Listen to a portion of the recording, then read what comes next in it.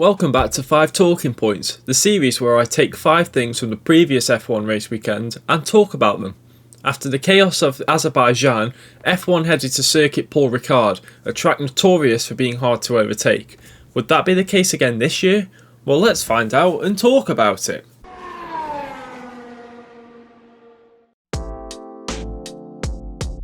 Mercedes have twice pulled off a strategy on Max Verstappen, where they pit the car fighting with him onto a softer compound of tyres, leaving them to chase down the leader and eventually pass. Today, the boot was on the other foot, and Red Bull shocked Mercedes when they pitted Verstappen for a second time onto medium tyres, surrendering track position. This left Hamilton and Bottas out front on old hard tyres, trying to nurse them to the end of the race.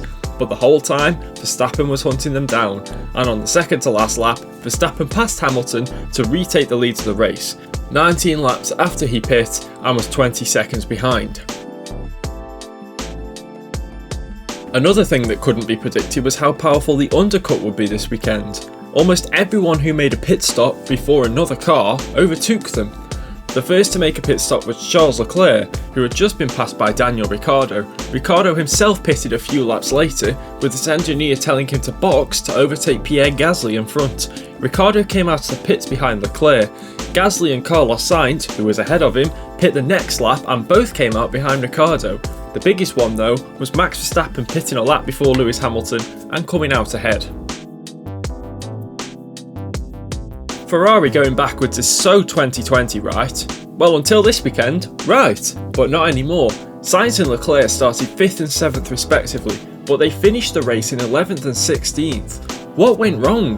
Well, it was mostly down to tyre degradation. The tyres went off so much quicker than anyone thought, meaning that some drivers elected to do 2-stop strategies instead of a 1-stop.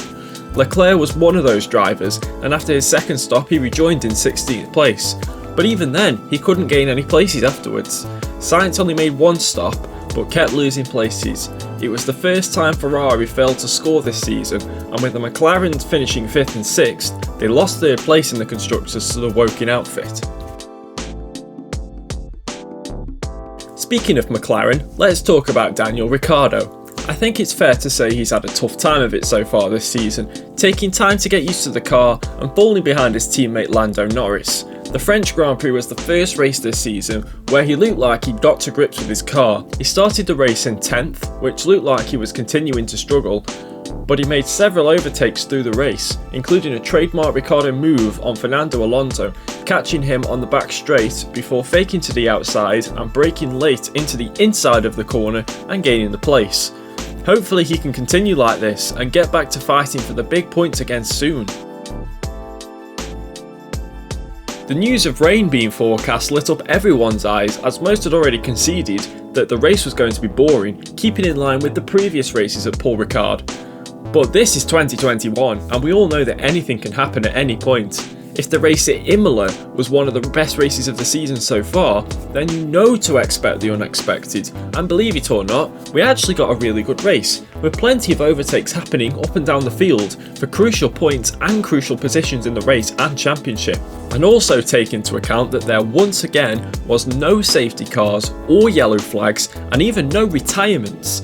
The fact that we got through a race on that track without all that, and the general consensus was that it was a good race, then maybe I could get excited for races at tracks like Russia or Abu Dhabi.